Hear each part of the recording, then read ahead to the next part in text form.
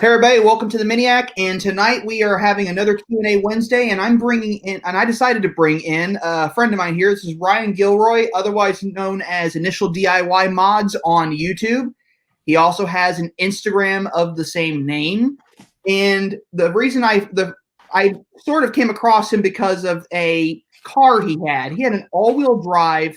I still think he has it. He has an all-wheel drive Mini Cooper with a 4G63 motor in it that he basically custom built. He combined a Mitsubishi with a Mini and created an all-wheel drive hatchback. So pretty cool car, and I thought it would be cool to have him on tonight for the Q&A so that you all could ask your mini questions to all of us, but also I'm going to let him share a little bit about himself, his YouTube channel, his cars, and just have fun tonight. So that's the whole point of being on here. We're also going to have him back again on Friday for our car chat with Gabriel, so he'll be back as well on Friday. But let's get to it. I'm going to let Ryan go ahead and talk about himself. Yeah, sure thing. So my name is Ryan Gilroy. I'm a car nerd in many ways. I've been working on cars for about 15 years now, pretty much since I started driving. And ever since I had a Honda Civic, right? Like every kid's first car. And then learned on that, started building it up, had SRT4, Genesis Coupe. That's a 3.8 liter turbo with built engine on that one. I got the Mini Cooper while I built that one. And once that one was done being built, I was like, I moved to Ohio where it was snowing. And I said, well, all-wheel drive would be pretty handy. And then I moved to California. We were there for a little bit. Now we're back in Texas, and we ended up getting hit with another snowstorm just the other week. And so I was actually able to use my Mini Cooper to drive around town and get groceries and all that kind of stuff. And people were, stuck there with front wheel drive. And I'm just like, flying around. And so it was super handy. So I love that. And then kind of my day job, I'm an engineer. So I take kind of all the engineering stuff that I've learned, and then I do kind of my day-to-day work. And then I basically apply that to cars at night. And I'm always in the garage trying to build, weld, modify, take any existing platform and just make it better in some way. So pretty cool. In a nutshell. Basically in a nutshell. Does that Mini of yours, does it weigh more than it used to? I know they were 100 pounds when they were stock. I'm pretty sure it's a little bit heavier because it's cast iron engine now. And I've actually changed where the weight distribution is quite a bit. So because now there's like a differential in the rear. So I've shifted some weight to the rear. I had to lift some weight up as the suspension was all modified. But then I was able to lighten some of the other components, like the brake components I was able to change around, the suspension I changed around. So I ended up decreasing weight in the corners, the unsprung weight, but I ended up increasing the sprung weight. I don't have an exact, I wanted to get like a full like corner balance weight distribution thing, but the only time I went to go, someone had actually stole the ECU out of the car. And so I ended up having to just tow it. And I was like, this sucks. Yeah, that doesn't sound like fun at all. I mean, just having to deal with that situation. Yeah, I was actually planning on driving that car from Los Angeles to Houston, and I got off the flight. I went to my car, which was parked in the garage of the apartment building, and I'm like, I did not leave that door open. It was like slightly cracked, and they stole the ECU, they stole a power inverter, they stole like some random other hodgepodge of stuff. And I was like, cool, I flew here to drive this car home, and now I need to rent another car and then rent a trailer to tow the car that I was going to drive, and end up being a whole little nightmare. Oh, that is not the link I wanted. Hold on. Trying to share this link. Still learning the system. But this is Ryan's Mini in question here with the motor. So there it is. There is a Mini with a Mitsubishi motor in it. I feel like that's almost sacrilege. If it was still front wheel drive, it probably would be. Yeah, I guess in that instance, yeah, it would be. But the fact that it's all wheel drive makes it kind of cool. That's cool. And actually a lot of the components in the rear suspension are actually from a Countryman. So I actually found out, I found some cheap trailing arms on eBay for maybe $40-50. And I said, all right, well, if I buy that one side and at least confirm that it fits on one side, it probably fits on the other side. And so I did that. And then slowly kind of started piecing parts together, brakes from a Countryman, rotors, pads, and then, did the struts and I'm actually using lowering springs from a Countryman, which actually raise a R56 Mini Cooper. Now, so funny thing people don't know is that when they were developing the Countryman, the R60 Countryman, they were using an R56 to run around in with all-wheel drive. It had the entire running gear out of the Countryman in a small hatchback. But nice. Anywho, if you have stuff you want to bring up and share and like show on the screen at some point, let me know. But we're going to go ahead and answer some questions here. I'm going to show. I'm not even going to try to pronounce your name, so I'm sorry. But this person wants to know: I have a Mini Clubman 2012 base, and the headlights keep turning on and off at the moment. Only one light is working. Any suggestions? I don't know if I've ever experienced anything like that before.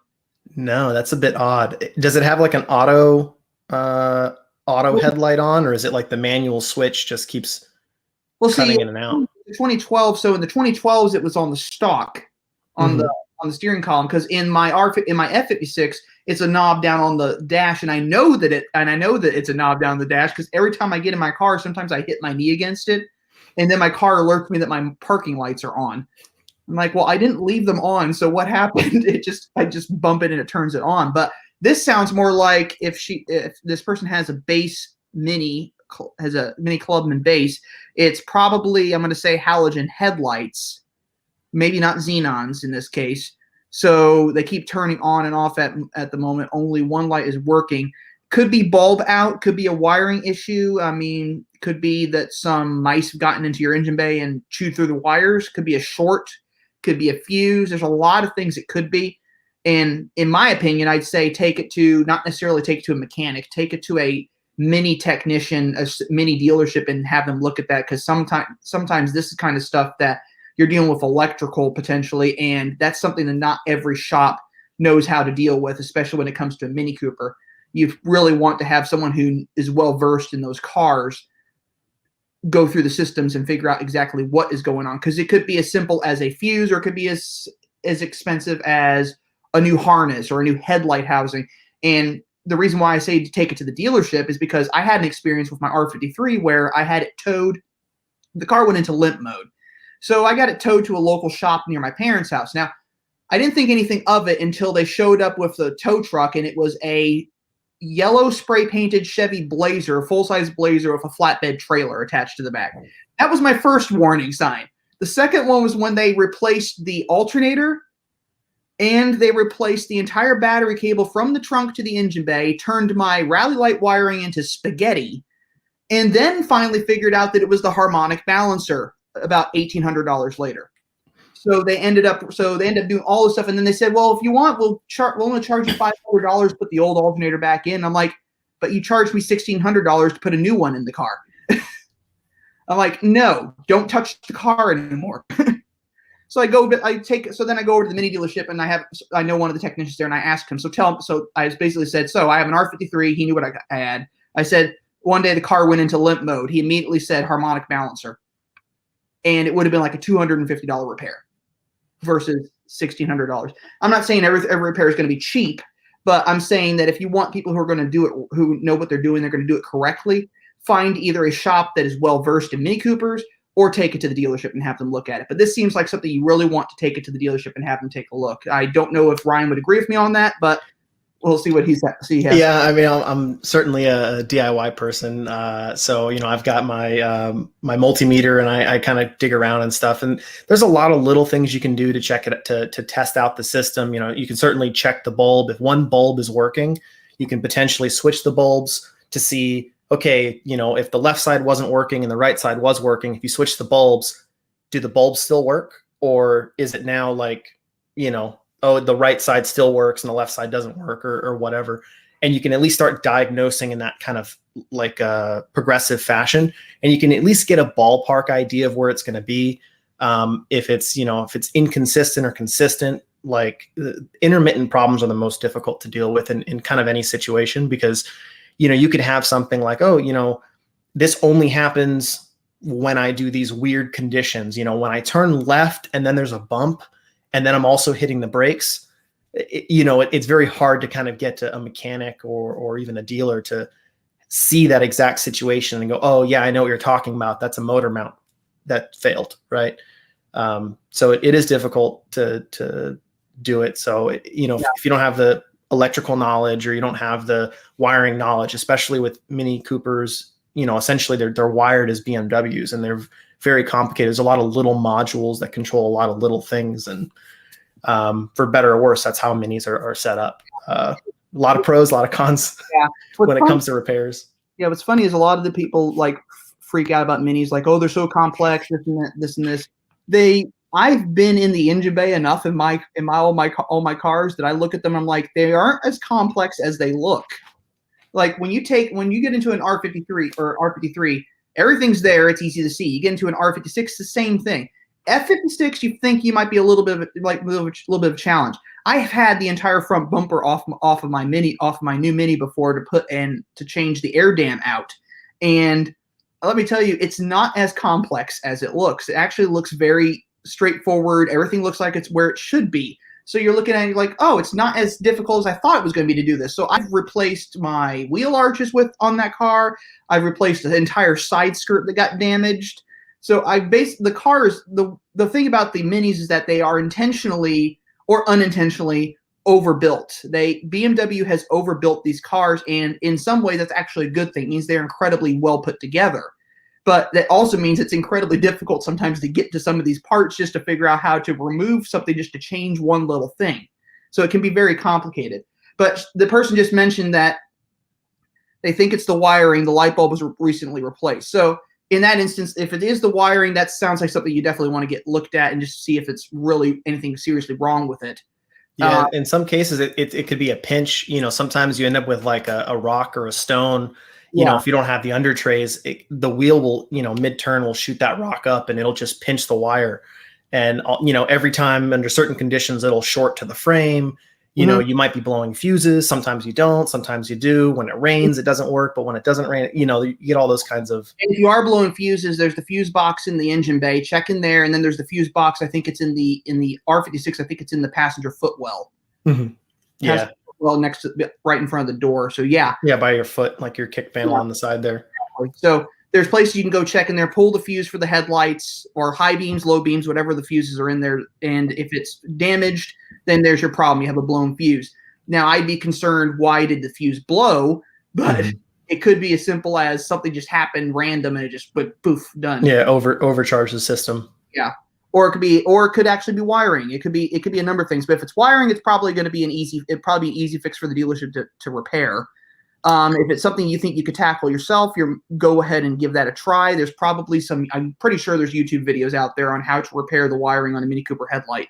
Yeah, or at least to diagnose and find, which wire it is, because you need to know which wire is hot, which wire is the ground.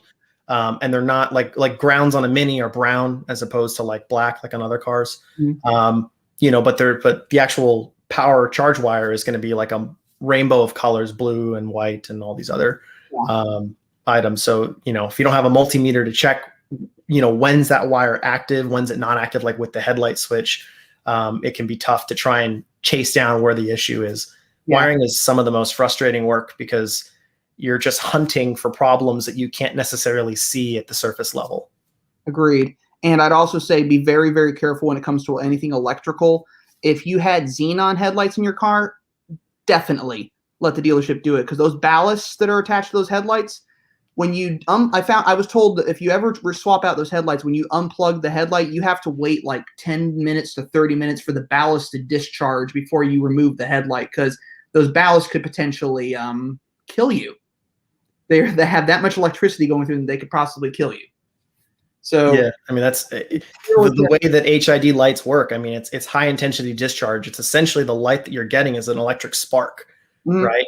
And if your electric spark, you think about static electricity and you get a little shock when you touch the doorknob in the winter, when you're dealing with that much electricity that it's so bright that you can actually see the road ahead of you for 500 feet in pitch black, middle of nowhere, that's the type of electricity that you're dealing with. It's quite a lot. Exactly. Now, Luis popped in here. He said, huge fan of the Miniac. Keep up the good work. Thank you, Luis. He says, still waiting on a full in-depth review on the 2022 Mini four-door, trying to decide to buy the 22 model or wait for the 2024. Okay, 2022 model. The 2022 model, the four-door is basically, aside from cosmetic changes and some interior changes, they're basically the same car as the 2021s. So if you want to know if the 2022 would be a good four-door for you and you like the overall aesthetics, go test drive a 2021 Mini Cooper four-door, and that basically will give you exactly what you want to know about that car, because they're going to drive the same, they're going to function the same way, they're going to have the same motors, they're going to have the same transmissions. There's just going to be a little bit more options for the 2022s, like the heated steering wheel, and the 8.8-inch screen is now standard. Digital dash is now standard. And if you get the adaptive cruise control, it now comes with a stop and go function so that you don't actually have to slow the car to disengage cruise control and apply the brake, although I'm a little hesitant to try that out. But I do know that if you do that, you also lose your manual parking brake. But anyway, yeah, go test drive the 2021 if you're looking for the 2022 hardtop. If you wanted to spec it out a certain way just for you, go ahead and order it. Dealerships are taking orders for new cars right now. So the 2022 models, if you order one today, it'll probably be here in, I want to say, April or May. So yeah, if that's the best option I can give you. Now, I will definitely, as soon as I have the ability, I will review a 2022 Mini four-door and a 2022 Mini two-door and the convertible whenever those come. There's a bunch of them coming to the dealership I go to. So I'm going to be able to test drive these cars and do videos with them within the next couple of months. So you can be sure I'll be doing reviews on those cars. But yeah, that should be your answer. Now, as far as the 2024s go, I don't know enough about the 2024 to know if it's going to be a fantastic car or not. The styling so far looks like it's going to be pretty cool, but I don't know necessarily if they're even going to have a four-door hardtop. So right now all we've seen is a test mule of the two-door. So there could be anything going on there. We won't know for sure until we see those cars a little bit more uncamouflaged and starting to drive around and be more noticed. Right now, they're not as noticed. But I hope that answered your concerns there. If you have any other questions related to a four-door, get in touch with me on Instagram. My Instagram is, and I could probably pop it up on here if I could find the banner. Well, my Instagram is down below my name. So you should be able to go and chat with me there. If you have any other questions, I can probably get you pictures of the four-door as well if you're curious. Off-center Productions, any more info on the electric GP3? I talked about this last time. I think it was on the car chat on Friday, and I think we mentioned that we heard rumors that it might be a dual electric motor system, because since it's a two-seater, it doesn't have the back seat, so it doesn't need. It could have extra battery space, extra motor space. So if it's a dual motor system, there's a chance it could be all-wheel drive even. But that's just all speculation right now. This is just rumors that are circulating. We don't know necessarily that much about it yet. More information will be coming out at some point, I'm sure. At the moment, I still think this car is more of a test study kind of thing, and it's kind of just a concept car. I don't know if they're ever actually going to put it into production or not. But I think what they're doing is they're using it as a test bed to make the decision if they could make the Jeep or make the JCW brand fully electric. So remains to be seen what's going to happen there. But kind of curious myself what they're going to do with what they're doing with that, and it'll be interesting to see exactly what they come up with. Sonic Liberation, I know this guy. What do you know about the EV Paceman? EV Paceman? I don't know anything about an EV Paceman. Ryan, do you know anything about an EV Paceman? Are we talking like an official one? Or are we talking to some DIYer that did? Well, if it's some DIYer, I kind of want to see that. But if it's not, if it's like something supposed to be like a production car, I don't necessarily know anything about that. So I'd have to do some research on that, see if there is such a thing as an EV Paceman. So, well, electric. I'm gonna do a check-in here, but electric mini Paceman, that doesn't seem like something that would be actually in production. Oh, hold on, that's interesting. Interesting. Well, now I know what he's talking about. Apparently, the test car that's in Japan or that's in China right now, and I'm going to go ahead and share this with you all. So apparently the car that they're testing right now in China is called supposedly the Paceman. This electric Mini. So that's where he got that information from. So where's this up here? There was something that said Paceman. Where was it? Oh, here it is. So early prototype of the future Mini electric car has landed in China. It could be an initial stage mule of the future Mini electric SUV that is expected to revive the Paceman moniker. Okay, there we go. So they're talking about the 2025 model that would probably look like this. And they're supposedly calling it the Paceman. I've heard stories of it being called the Traveler. And the story was it was going to be called the Traveler. It's going to be a. Did I mute you or did you mute yourself? Sorry, I muted myself. Okay. My chair was squeaking, and I didn't want to squeak in the middle of the while I'm leaning in to read the thing. I didn't mute you. What I've heard about this is it's supposed to be an all-electric SUV. It's supposed or crossover utility. It's going to have a fairly good range, but I've also heard it's going to be a 3-row seating vehicle, and it's going to be built in the United States, probably at the Spartanburg plant, and it's supposed to be based off the BMW iX3 electric crossover. So that's what I've heard, but I've heard it was going to be called the Traveler. So apparently it's going to be called it might be called the Paceman. But that would be interesting to see that brought back. Now, this car, though, that's in the pictures, though, is definitely the test mule for the upcoming 2023 Mini Cooper. And the reason I know this is the styling on this car is definitely not F56. I mean, I've done some looking at this, and it's definitely not F56. There's nothing on this that says F56. So there is that. So I don't know what. Yeah, I wonder if that's similar, like what Mitsubishi did with the Eclipse, right? Because they brought the Eclipse back, but they made it a crossover, and basically just the name is similar. It's a name thing, and that's what I've told people when they've asked about when I talk about the Mini Clubman, and someone said, "Why is the Mini Clubman called the F54 when the old one was called the R55?" And it's because they technically canceled the Clubman because there was no 2015 model year Clubman. So the Clubman was gone basically in 2015. What actually came along and replaced it was the F55 4-door, and then they brought the Clubman name back on the F54 in 2016. So there was 1 year where there was no car. So basically it was killed off or discontinued, I should say. So kind of like the Eclipse was discontinued, and then they brought the name back. So it could be bringing back the Paceman name, but I don't know necessarily if that's actually true or not. We'll have to wait and see. So, Timothy Daniel is asking, any news if the Shadow editions are coming to North America? Unfortunately, I have not heard anything about that. As far as I know right now, it's still going to stay in the UK. But you never know. Mini could come out with a special edition that it bring over to the US, and it would be the Shadow editions. Who knows? The configuration is such that you really could, without the graphics and special graphics and everything, you really could configure your own Mini basically to look just like these. But, I mean, having them all in one package, kind of like the Patty Hopkirk or the 1499 GT, it would be kind of a cool thing to have over here, but I just don't see them bring it over yet or at all. But you never know. I mean, there's special editions all over the world that I've shown you guys a few special editions that other countries are getting that we don't get. There's one country that has a Mini Cooper Piccadilly edition that we don't get over here, which is really, if you look at it, I've looked at this car, it's basically just a plain Mini Cooper hardtop. But in that instance, it is. The funny one, the Oxford edition, is actually sold in India as a Cooper S, as opposed to a Cooper. But yeah, I don't know anything about the Shadow editions coming to the US yet. If I hear anything about that, you're going to be sure you'll know about it. So anyway, Sonic Liberation also said, I hope they don't put 4 doors on the Paceman EV. It would look terrible.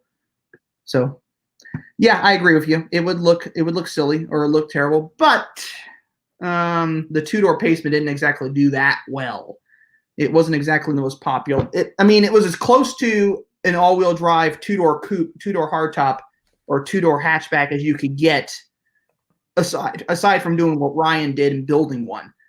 Yeah, that was actually like interesting. You know, when I first started building the car, I didn't really think about, like, I thought about Countryman, and I was like, there's no way, that thing's so huge. Like, it's just not nimble, right? And when you drive a Mini Cooper, especially if you drive it like intensely, right, with commitment and with gusto, you end up really pushing the car, and you need kind of that small, nimble chassis. And even the R56 is getting a bit large in terms of, compared to like an R53 in the original. So having that all-wheel drive Paceman, it's cool. You get the all-wheel drive component, but you got quite a bit more mass to manage when you're on the track or in the snow or in the dirt or off-road or anything. Yeah. Anyway, we got another question from Sonic Liberation. He's probably one of my favorite subscribers because he always asks a lot of good questions. He said, "Do you think that frequency selective damping will be available on the Cooper SE at some point? Have you driven other Coopers with this option?" As far as I know, I think this is a revamp of the dynamic damper control. That's currently, I think the dynamic damper control is actually standard in most Countryman's now. But I don't know necessarily if it's going to be available in the Cooper SE. I kind of thought it was, but I guess it's not. But I don't know. I don't necessarily know that much about frequency selective damping, so I don't know if it's the same as dynamic damper control, or if it's different than dynamic damper control, or if they just renamed dynamic damper control this. But what do you think, Ryan? I don't necessarily know. Yeah, I mean, I'm sort of just doing the word analyzing here, right? I mean, obviously, it's making me think it's doing some sort of cycling, So essentially, the way that most electronic damper controls work is you've got an orifice that allows you to, move fluid at a certain rate. So as your suspension compresses, that fluid dampens the oscillations of the suspension, the frequency, the spring of the suspension, by resisting that, or having that fluid resist as it travels through these orifices, these holes. And when you have sort of control over that, when you're doing an electronic control, you're resizing those holes essentially through a few different ways. You can change the viscosity of the fluid.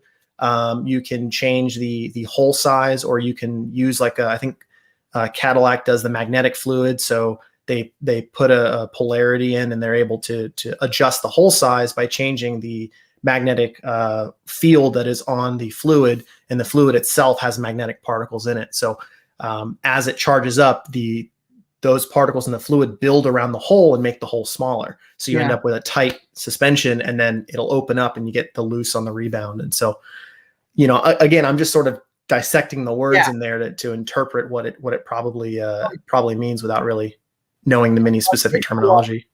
I did pull up some information. This is a technology that was developed by Coney. Its frequency selective damping is the perfect option for someone wanting the same feel given by magnetic ride control suspension. What it basically is, and I didn't know it's actually available in the Jeep Compass, is what makes the frequency selective damping shocks unique is the ability to change the damping force level in relation to the frequency of the suspension movement, specifically designed for personal and sports cars, yada, yada, yada. That's basically what he was talking about with Coney. But apparently it's just something related to based on as the suspension moves, it adjusts the resistance or something like that. Or and if you look at kind of stock kind of coilovers, right? Like you usually have that click knob at the top. Yeah. And as you turn that click knob, you're essentially adjusting those galleyways, those passages, those orifices, and changing the size. And essentially with electronic control, you're able to do that on the fly, right? As you hit a bump, you can tighten up, or loosen up depending on what you're trying to accomplish. Right. Yeah, so I imagine it's going to do something like that automatically. What I'm picturing here is like when the car hits a bump, the wheel moves up, the car keeps going level, it comes back down. Right. Yeah. So in that case, you're loosening it so that it can swing up pretty easily, right, without necessarily transporting, and then it comes back down. You actually slow it down as that shock extends, and then that way it doesn't. I mean, I don't know if you've seen. Most people have that car that's on the highway that hits a bump and it just keeps on bouncing forever, and you're like, dude, we've been driving for like 30, 40 seconds, and your car is still bouncing from that bump, like. So I think that's what it is, but I think it also might affect like lateral. So the car's like rounding a corner, it might stiffen the outside, drop the inside. Car, so it like keeps the car from like leaning over as you're going around a corner. It could theoretically, I mean, depending on how long the corner is, right? Because when you're trying to do short and nimble corners, you want stiff because you get response with that. But it also does change how your weight transfers. And the only problem with doing that purely through damping, through dampening the suspension is, your spring rate is still consistent. It's still constant, right? So in the beginning, your damping is going to stop you from rolling, but sort of the longer that corner is, the more body roll you're going to get. And so usually that's where sway bars come in, or changing spring rates come in. And you're talking about body roll. I got onto a highway exit ramp today, and I did feel like the car coming over. The problem with my car is I have the rear wheels spaced out far enough that if the car leans anymore, the tire shreds the inside of the wheel arch because the way it rounds the corner. But yeah, you can definitely feel it in those cars. The thing about the sway, I asked someone who installed those sway bars, like adjustable sway bars and everything in his Mini. I asked him what he thought about them, and he said they're great for the track. For day-to-day driving, he said it's horrible because you're rounding a corner, you can feel the car skipping around the corner. Yeah, and essentially, I mean, a sway bar is such like a fun little concept, right? It's basically like it's a simple bar, right? And the diameter of the bar is what mainly impacts how stiff it is, right? But you have other little factors, how long the arms are on the end of the sway bar. But essentially all it does is, as the one wheel is loaded, whether it's loaded in the vertical going upwards, like compression or extension, that bar, depending on how stiff it is, if it was infinitely stiff, perfectly stiff, it would transfer all the weight to the other side as it starts to move. So they would be a 50-50 balance, right? Yeah. And so typically stock cars come with soft suspension and soft sway bars so that, you kind of get a more forgiving car. But you hit a pothole on one side, the whole car will drop down, right? And so, it's not as, especially if you live somewhere like Detroit or, anywhere with not as good roads, you end up with kind of a bumpy ride. After a big ice and snowstorm. Yep. Yeah. Potholes on Shawnee Mission Parkway, because it was just like, there weren't potholes there when it started, but there were so many, I had to like dodge them just to get around them. Oh yeah. I ended up taking my sway bars off the all-wheel drive one just to have a little bit better control with the stiffer suspension. Yeah.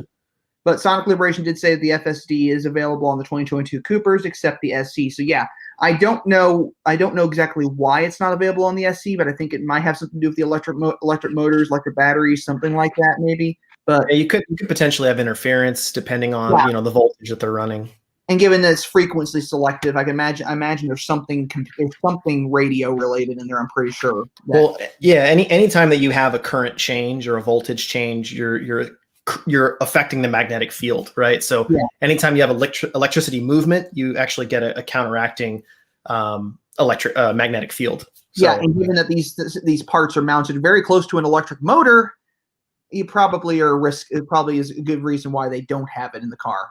Right, and usually they're what 400 to 600 volts. Most of the electric motors I've seen. I don't know what the Mini is specifically, but let me check. So, I think the Prius is like 400 something, 440, 460, something like that. And I thought the Tesla was closer to 600, but. Well, it said it can be charged with a 120 volt socket. It doesn't say. So what am I trying? I'm trying to find. Like battery voltage would probably be what the keywords would be. Let me see if I can find electric motor voltage. No, that didn't do me any good at all. Someone who's watching this video knows. According to this, the electric motor is 135 kilowatts. So that's more like the capacity of it, essentially. Yeah. 150 kilometers per hour. No, 32.6 kilowatts of the battery. So, hold on. Here we go. 350.4 volts. Okay, yeah. So that's quite a bit of voltage, right? Shocking, right? Exactly. Terrible joke, of course. That's usually my go-to. Bad joke about electric cars. I'm trying to improve my dad jokes, so I'm just collecting them. You're just collecting them? That way your children kind of just groan whenever you tell the joke? He can't understand it yet. It's like it's a little over your head. You can't understand that joke yet. So, anywho, we got some very short questions here. We got 12 people watching this, but we don't have a lot of people asking questions as usual. Could just be because it's a slow night. So there's probably not a lot to ask. You can share my screen. Sonic Liberation asks the most questions. I'm going to go ahead and we're going to go ahead and share Ryan's screen so he can talk a little bit about some stuff. I know he has another car he's working on as well. So let me see here. Let me know if y'all can. Yeah, Yeah, there we go. live right now. So yeah, this is actually when I bought the GSX. So it came. I bought it from like backwoods in Michigan. So again, this is when I was living in Ohio, and I pulled the Mini Cooper engine out, and kind of ripped into it, started getting to work. And this is just some of the kind of pictures of what it looks like in one car, where I needed to go, and how I was going to kind of finagle and fix everything to be able to get this engine in place, and what kind of modifications I had to do, and figuring all that kind of stuff out to convert this car from front wheel drive to all wheel drive. It's a super tight fit. I actually had to modify the frame rail. So I ended up chopping the old frame rail in half, reinforcing it with some steel plate. And this is like how tight the serpentine belt, the water pump pulley is to the frame rail. So anytime I got to change like a serpentine belt, it's always like a super pain. I'm always like laying under the car, like, blind, can't see anything. And, you got a half a turn at a time with a 10 millimeter wrench that you can't see if it's on the nut or not. Yeah, that sounds painful.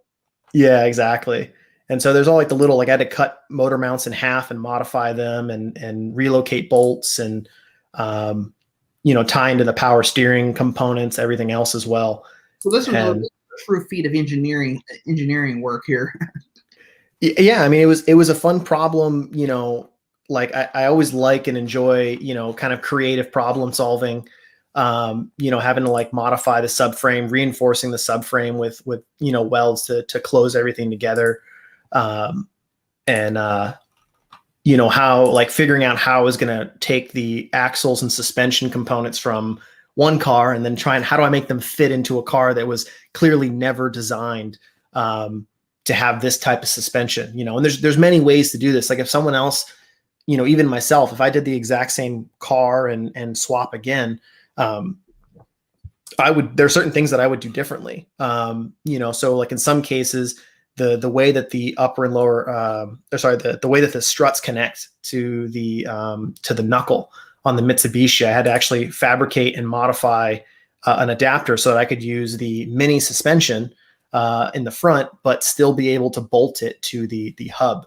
And so it uses a similar design from the stock knuckle on the Mini Cooper, but adapted to bolt and sort of squeeze the shock body as it same way that the stock Mini does, and then get it all fit in place, and with bolts and all that stuff. So there's a lot of kind of fun, figuring out how everything's going to fit, how we're going to make everything work, how I had to modify the subframe to clear where the new axle was going to be routed. So the new axle, because of where the knuckle was, actually got relocated just a bit.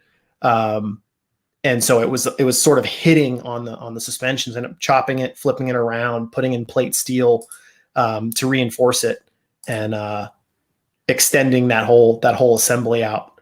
So it was definitely like loads of fun. And I originally converted it to cable throttle, but then it like the pedal was in the right place, but for just the last like 10-ish years of driving cars, my cars have had electric throttles, and so it just no longer felt right, and it just kind of, I don't know, just always felt off. And so I ended up maybe 6 months ago switching back to the electronic throttle body and the electronic throttle pedal. So I had to build an adapter for it, control module, and all that kind of stuff. But I mean, I never thought I was going to sit here and try and weld in bracketry up behind the dash, and all that kind of stuff, just to get it to fit and work. So now, how much of that do you chronicle on your YouTube channel?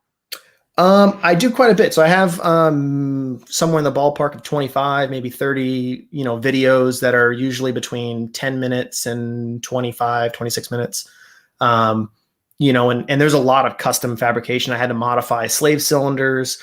I had to modify, I had to reinforce the rear of the car, because the rear end of the car wasn't designed to have a differential in it. It wasn't designed to have this pushing load. It was designed to essentially just be like a, front wheel drive, right? It's being towed, essentially, the back half of the car. So, there was a lot of kind of custom fabrication, figuring out how the drive shaft was going to route, routing it in the exhaust tunnel. And then, okay, well, now it's in the exhaust tunnel, but where do I put the exhaust? Do I try and snake it up above this? Do I run it on the side? Kind of all those little problems that you end up trying to figure out. And then reinforcement plates, test fitting, cutting, the rear end of the Mini, this is all stamped steel in here. So, I got some mock-up, I just hung a bolt there, right? But even just hanging the diff there in the garage actually bent the sheet metal in stock form. So even for mock-up, it wasn't even very super helpful. Let's see. It definitely took a lot of work to get to build that car, obviously. Yeah, for sure. And fun thing about living in Ohio was I had a lot of test days that were, 6 inches of snow and it's so much fun, all the little kind of problem solving, it's like Legos for adults, right?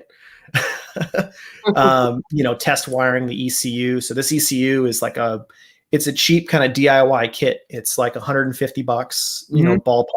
Full standalone, runs 4-cylinder, sequential injection, sequential spark. You can do like boost control, electronic boost control, E85, like all that kind of stuff, but you're not paying like a Haltech price, but you're like soldering it all together, and it's this cool little, it's called Speeduino, and it's similar like a Mega Squirt, but you can write custom code for it. So, you can try and like learn a little bit of computer programming, learn a little bit of soldering and all that kind of stuff. Engineering background, I think. Yeah. Have an engineering background. Yeah. I mean, it's super helpful. Some of the things you learn in engineering that a lot of people, that like there's a piece of paper that says essentially you're qualified to do stuff basically. But really it's how you think and how you approach problems that really makes you an engineer. And, my oldest brother, he's a very engineer mindset, but he never went to school for engineering. And essentially the way that it works is like you try and approach things in sort of okay, if it doesn't work, why doesn't it work? Right. And you sort of work through this kind of flow chart in your head. Say, okay, I want my car to be all wheel drive. How do you do that? Right. Well, you need a transmission and suspension components that can bolt up and all this kind of stuff. And okay, well, if I have an all-wheel drive transmission, I can't just bolt that up to a Mini Cooper engine. So what do I do then? Right. And you sort of work yourself through those problems. And then eventually I took this old rusted shell and I think I gave it away for free, just no one wanted it because it was such like bad shape. So I kind of gave this engine and drivetrain sort of new hope. Then, cool. Yeah, ended up rebuilding the engine, increased the compression ratio. Here's some of the reinforcement on the rear end. So essentially the frame rail runs right underneath the carpet. So tying in with a square beam, full weld all the way across and hanging the diff off that. And I mean, it's like a blast, little mock testing. Yeah. And so I've done a lot of changes, kind of over the years. There's the Countryman parts, but all this stuff was done in sort of a 2-car garage. At one point when I was living in Los Angeles, like we didn't have a garage. I ended up renting a storage unit and working there and, trying to figure out how to get the tachometer to read, RPM from a different engine, right? The kind of in my trying to figure out how to get stuff to work. I found out that the electronic power steering in the R56 requires a speedometer input or a tachometer input and a speedometer input to work properly.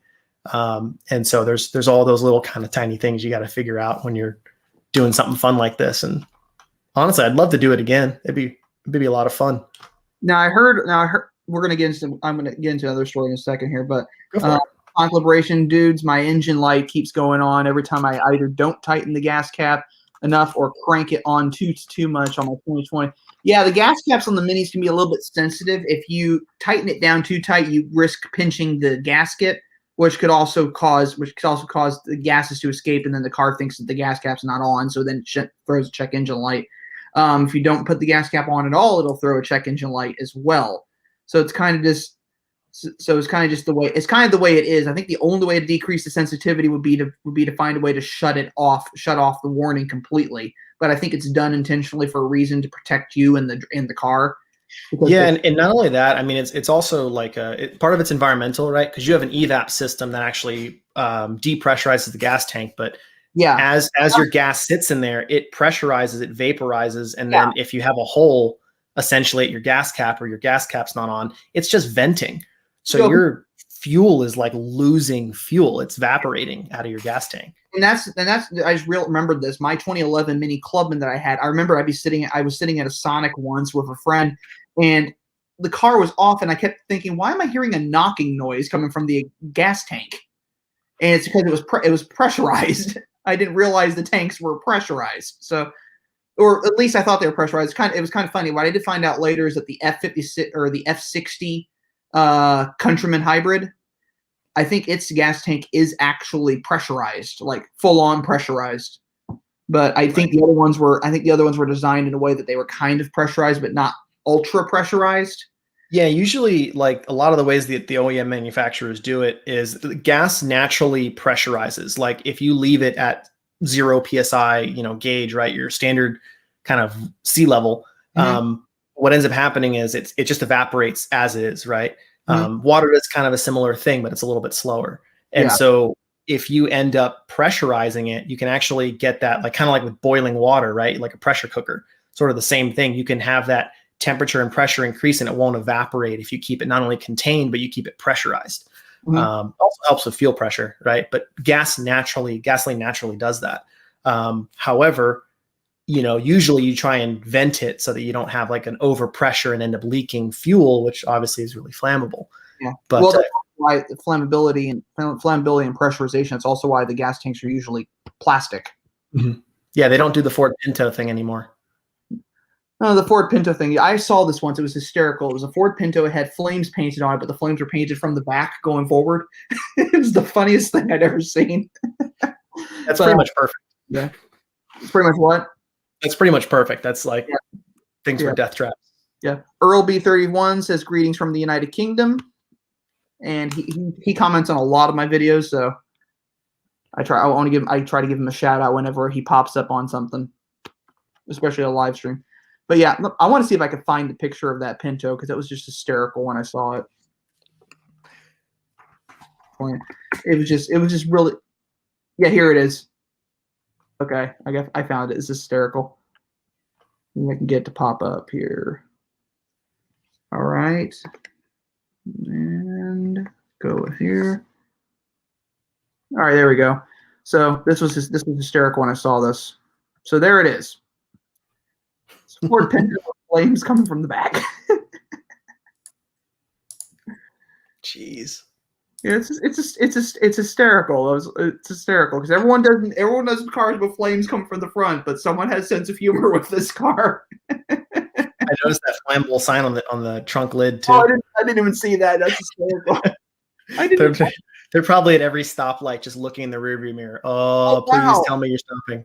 I didn't even notice that the first time I saw. I remember I saw the flames and I just laughed out loud when I saw that picture. I didn't even see that it had the flammable sticker, a flammable sign on the back, like you see on the. Oh yeah, that's awesome. That's like that perfect little touch of detail.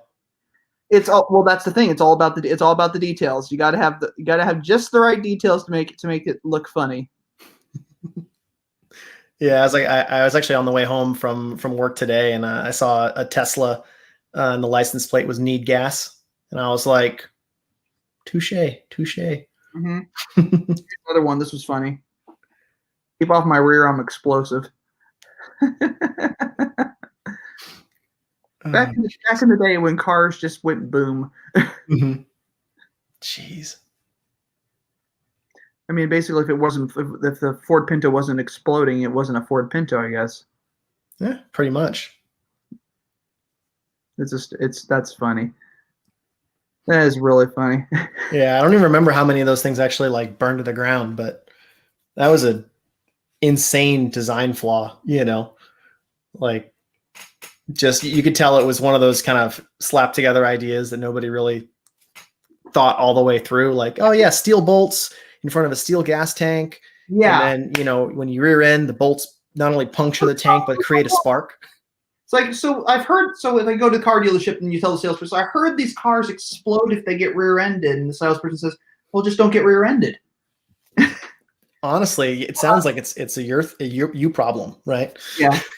Like, it sounds like you brake too quickly. It's like, well, here's a solution. Well, so when the car gets rear-ended, it explodes. So what do we do? Well, maybe they're braking too quickly, so maybe we make the brakes smaller so they have to slow down slower. Mm-hmm.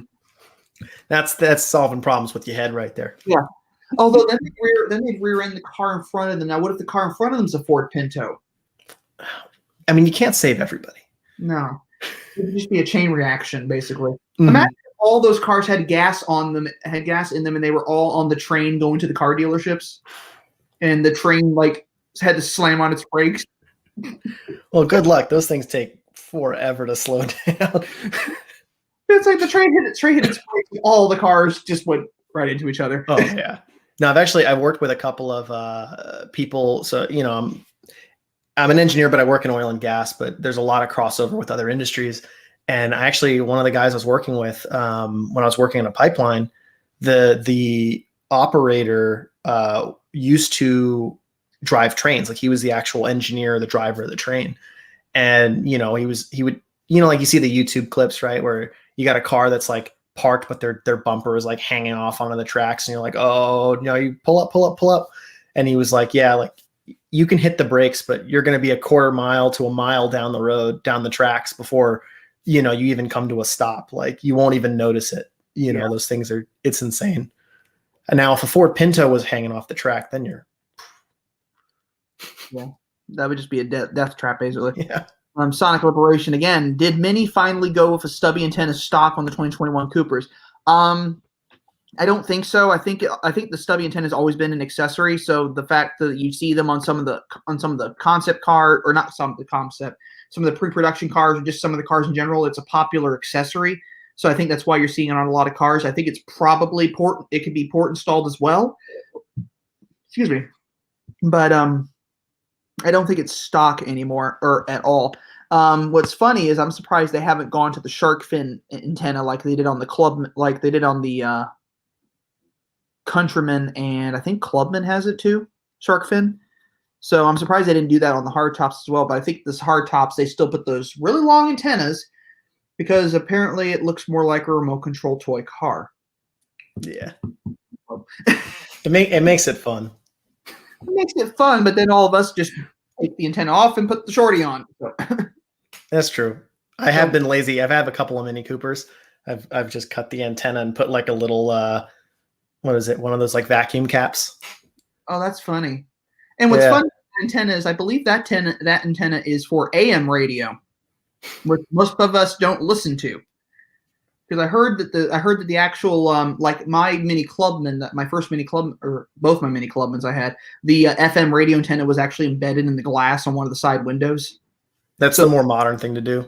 So the antenna on the top was kind of pointless, literally. Yeah, you can test it though too. You can always check it out and see if it is embedded or not by just disconnecting that antenna. Like if you lose FM signal because you unscrewed the antenna.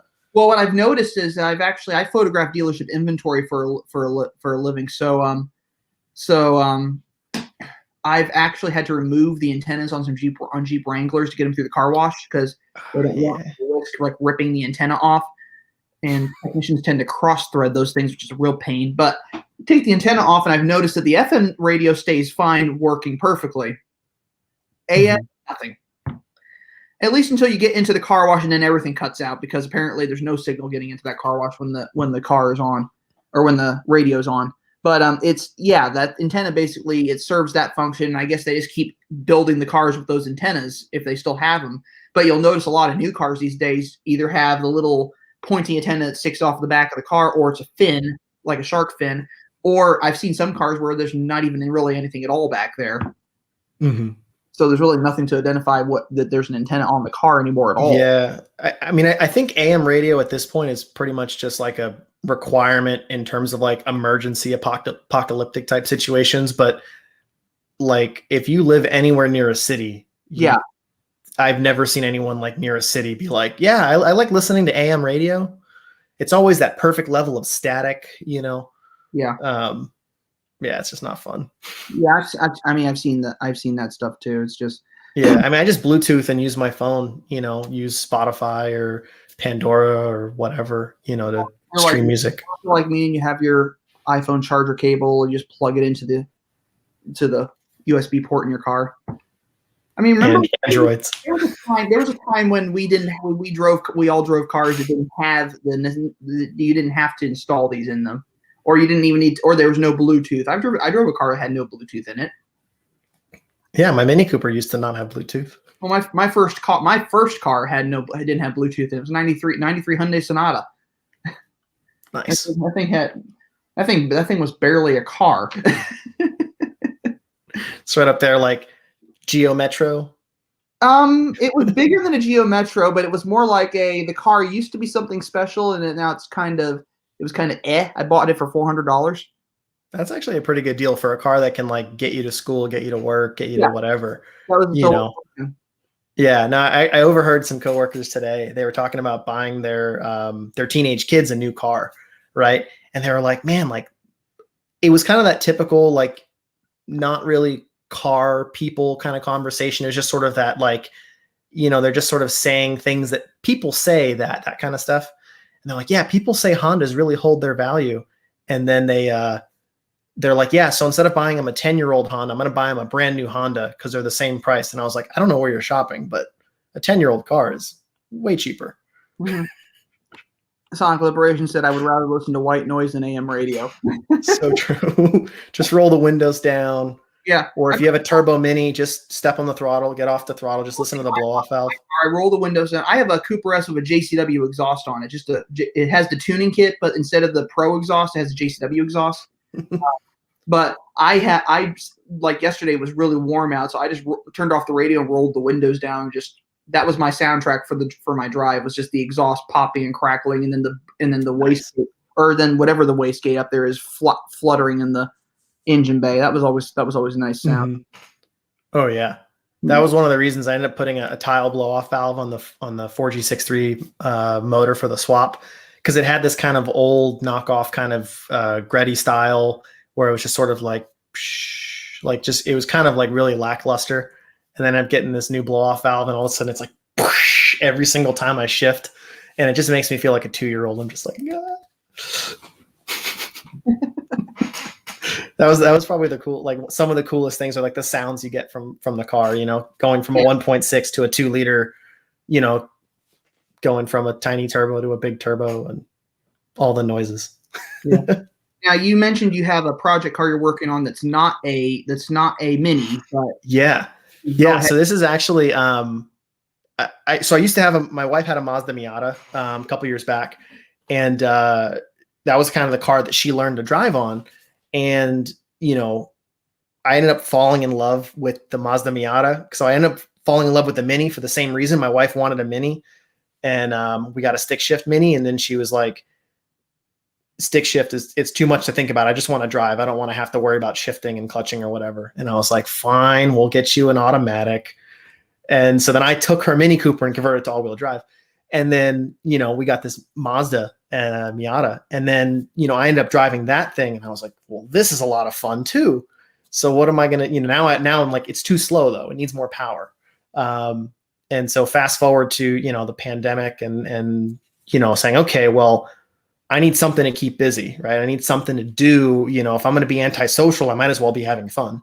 And so I decided I'm going to engine swap a Mazda Miata with an engine that nobody has swapped in it before. So similar to the Eclipse engine in the Mini, I want to keep that same vein. So I ended up buying a 1999 Mazda Miata. I traded the motor and transmission for a hard top because they're impossible to find for a good price. And ended up getting a Nissan 370Z motor and a 6-speed manual transmission. And I'm in the process of fabricating engine mounts. Actually, this weekend, I'll be fabricating engine mounts for that. So it's like sitting in the engine bay, like it technically fits. The hood's going to barely close, just like on the Mini. I might have to cut the under supports and relocate some hood supports and stuff, but it's going to be really, really cool. It's super tight. I'm going to have to custom modify steering and suspension and all that.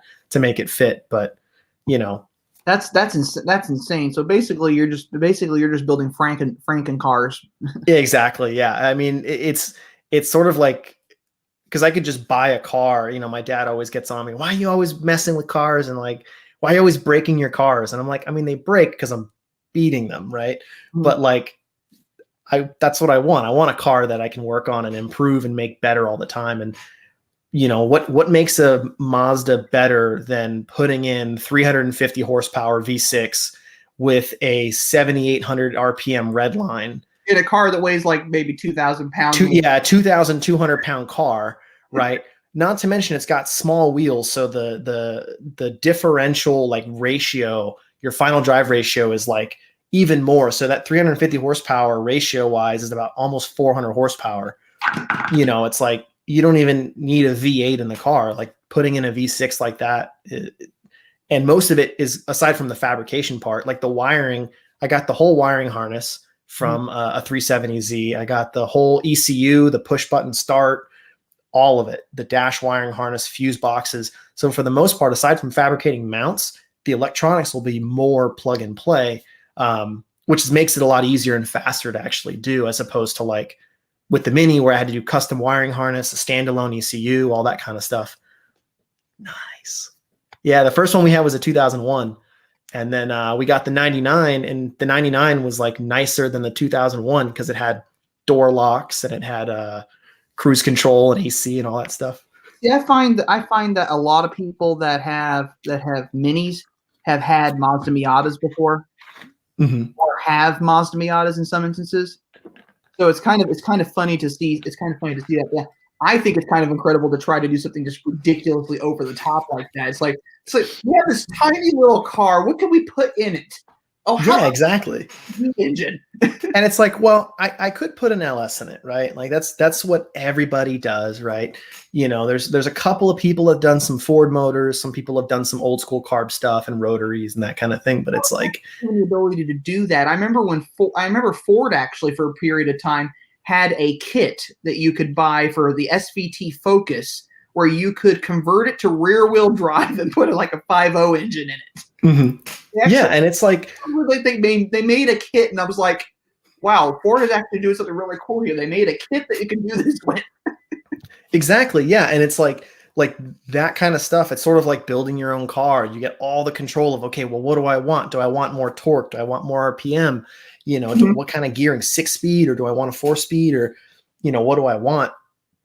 Do I want cruise control? Do I want air conditioning? How do I solve all these little problems with a tiny car that has a really big hood, but not much else, right? And so it's fun. So far it's been really fun, and we just had a baby, so I haven't had as much time as I was hoping. Well, my brother and sister-in-law are actually expecting their third child, and if you want to congratulations. If you want to talk about being busy with kids, they are incredibly busy with those kids. Jeez.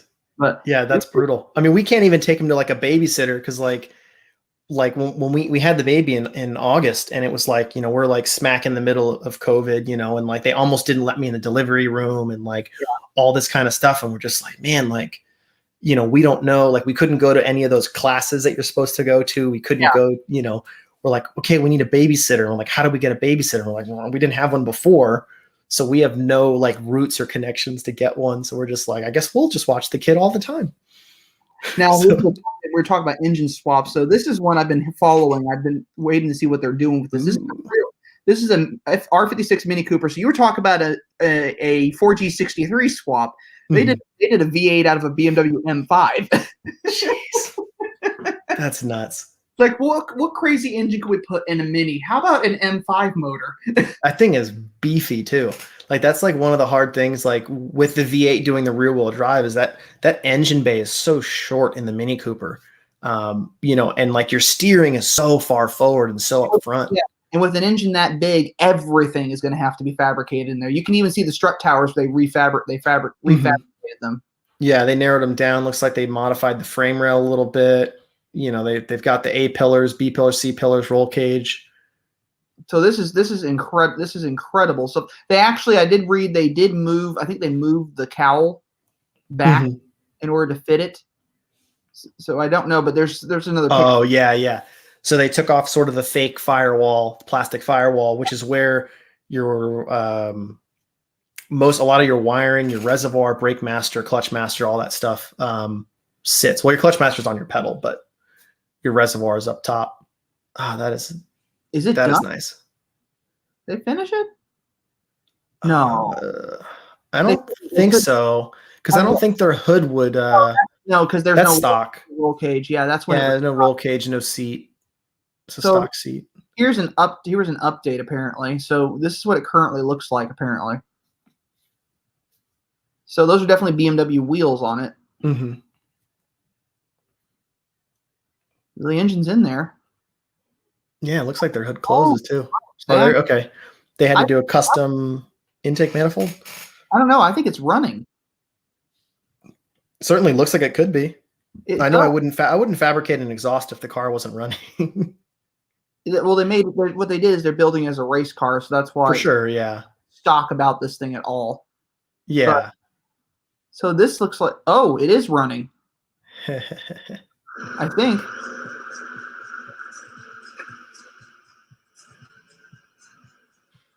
Custom rear struts. Oh man, strut towers tied into the roll cage. That's nice. This is huge Kevlar fuel cell. Share on a Q&A Wednesday. This is some cool mini stuff here. Oh, for sure. Nice little pedal box. He's got the power supply thing. I forget what that's called. I wouldn't have even thought about doing this stuff had we not been talking about engine swaps, Franken cars, basically. Oh, he's showing it. Why is he showing us a Volkswagen? I don't want to see the Volkswagen. Compared to the Mini, it doesn't do it. Now, what color? That looks like a midnight black.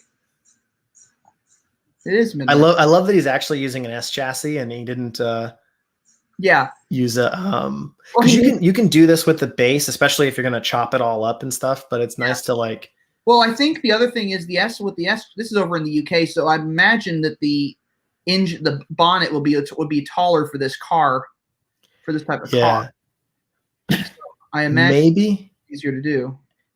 Now, but Sonic Liberation has a good point here. Because they're mentioning kind of the weight distribution, and one of the crazy things with the Mini, because it's front wheel drive, right? And because when you're front wheel drive, your engine is typically going to be horizontal. Your transmission bolts on the side of that, so you end up with a lot of weight on top of the front axle, right? But when you rotate that engine longitudinally and you have that 6-speed transmission, that heavy transmission underneath where the driver's sitting, basically, or next to the driver's like thigh or knee area, you actually are able to shift a lot of that weight further back. And then, of course, you're adding a rear diff. The challenges, and really in terms of guessing the weight distribution here, is going to be the fact that they gutted the entire car, and all the weight on the interior of the car is essentially contributing to the weight over the rear wheel. And so by removing all that stuff, now you're actually pushing that weight distribution forward. But the engine itself, you added more weight, but you did shift some of that weight back with the transmission. I wonder if the fuel, I imagine the fuel tank being at the back, and they put a fairly good sized fuel tank in there. So I imagine the fuel tank is going to help with the weight back there. But much like a Lamborghini Mira, I can imagine that as the tank empties, the drive wheels get lighter and lighter. That's where that frequency drive system would be pretty helpful, right? Where it's doing the suspension. It's loosening it, and in that instance, it would work perfectly. Right, yeah, and especially I don't know what type of racing he's doing. Obviously he's got a roll cage, but it doesn't look like it's going to be a drag car. I wouldn't guess. I think he did the roll. I think the roll cage was done intentionally, because I don't think that there was any other way that this car could be built this way. But there's a Facebook page for the project. Oh, nice. So Vinny. Oh, this is Vinny. Yeah. Vinny the V8 Mini. So apparently, if you want to check this out, it's on Facebook. I want to know if he has a YouTube, because he also has an Instagram. Powerflex Bushes apparently is his Instagram. Who knew? Huh. But this is incredible. This is incredible. I want to see this car running. It's like, is it running yet? This is August 2020. This is August 2020. So it looks so good. It's a shame to cover it up. So I don't think it's running yet. He's even. I mean, it might not be like totally finished. I mean, I'm sure the engine itself runs, but I remember when I got the Mini first running, it was like the amount of cool. The engine runs, but there's still tuning to do. In this case, he might be using an OEM ECU where it's done tuning basically, but you know, there's like reinforcement. Like you can drive around the neighborhood with a car that isn't structurally sound, but you're only going 10 miles an hour, right? But if you want to start throwing that thing into a track like this, you know, like there's a lot of little things you got to fabricate to do it. It looks like he's getting the electrical stuff figured out. The electrical works. I want to hear the engine. I want to know if I want to know if this car is running. It's incredible. If this thing is running, that would be amazing.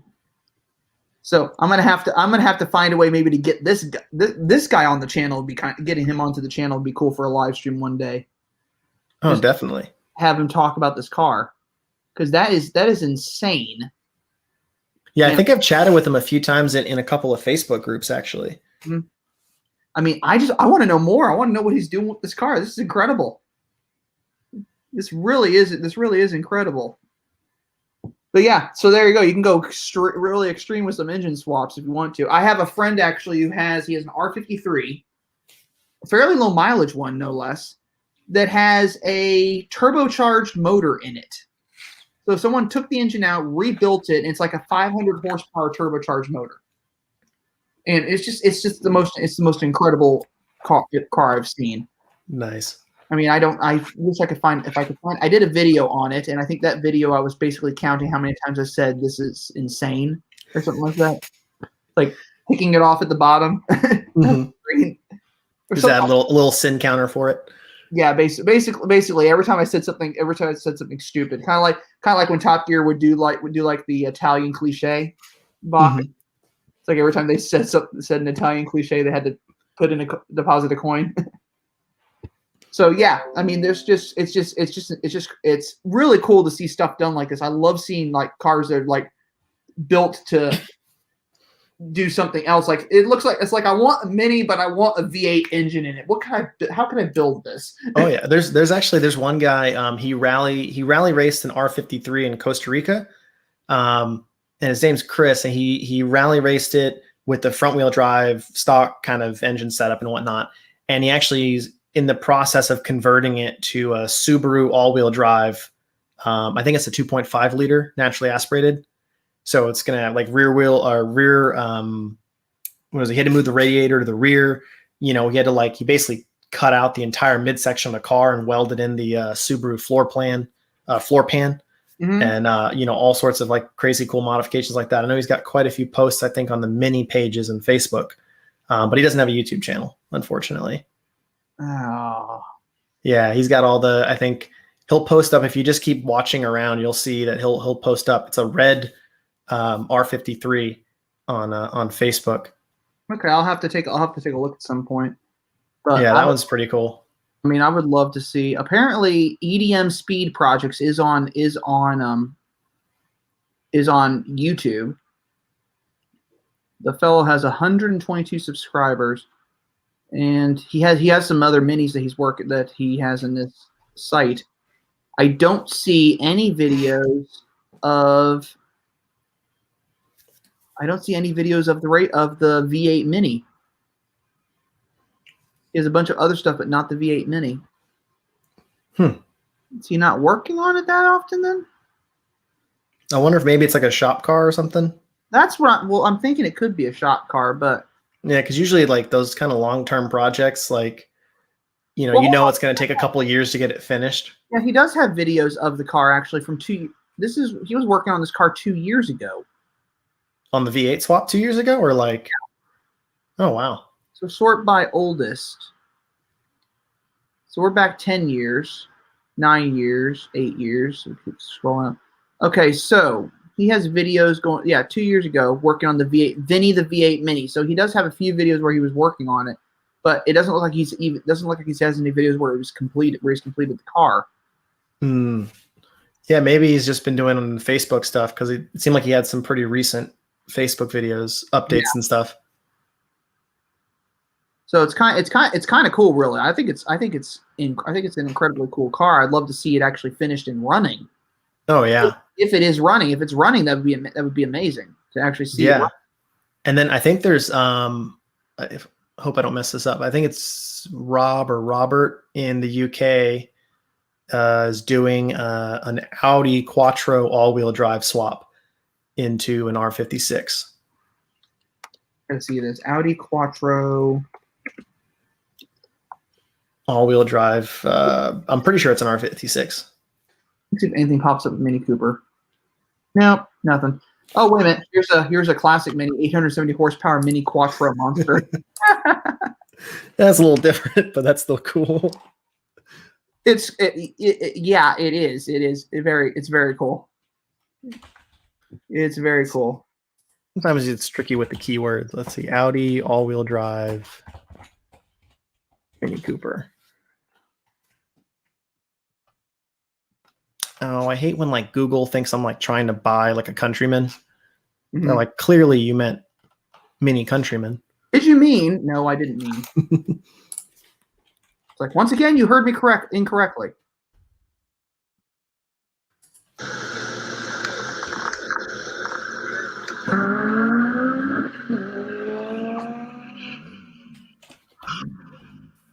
Oh, geez.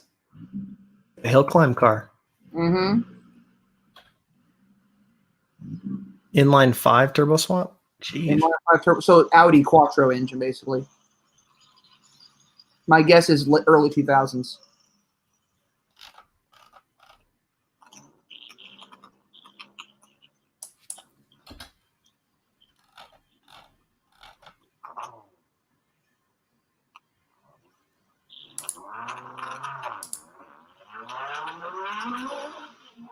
That thing is nuts.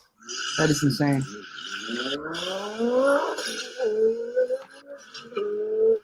Oh, that's how I leave traffic lights.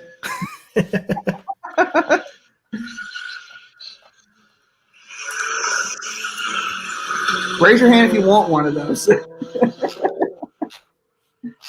I'd buy one. So I think this dude's Instagram is Rob180BHP. Can you pull that up? Yeah. Can wait for your video to finish because that thing is awesome. I'm just gonna pause it. That's incredibly funny. That's a cool car. If you want a car like that, that is amazing. That is. Now, if you can make it street legal instead of just a race car only, that'd be even better. Oh, for sure, for sure. Let me see. This guy's got like a kind of a random scattering of photos here. And we don't have a lot of people watching the channel right now. That's kind of unusual for me for this time of day. But maybe it's doing something a little different than regular Q&A.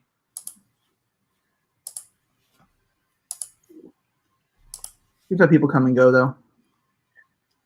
Ready to add to stream? Yeah. So this actually, it's an R53, I think? Yeah. That's an R53, yeah. Yeah. I can tell by the cowl. Mm-hmm. Oh, yeah. I always like look at the engine so much that I kind of miss some of the other details. Yeah. So what's the story on this car? So he wanted to convert it all-wheel drive, but he's based in the UK, so it's kind of his swap options were a little bit limited in terms of what he could get for a donor. And based on some of the conversations that I've had with him, he basically, it's not exactly like a frame swap sort of thing, but there was a lot of that kind of custom fabrication to get it all converted over to all-wheel drive. So he kind of ended up doing a very similar route that I did. I think he got some Countryman parts to get things like kind of bolted on where he could actually fit the axle. And then I did custom like tow rods and that kind of thing, which is very similar to what I have as well. But of course, his chassis is a bit smaller, being an R53. And then I don't remember what his power goals were. But yeah, it's a pretty unique build. And I know he's got it driving.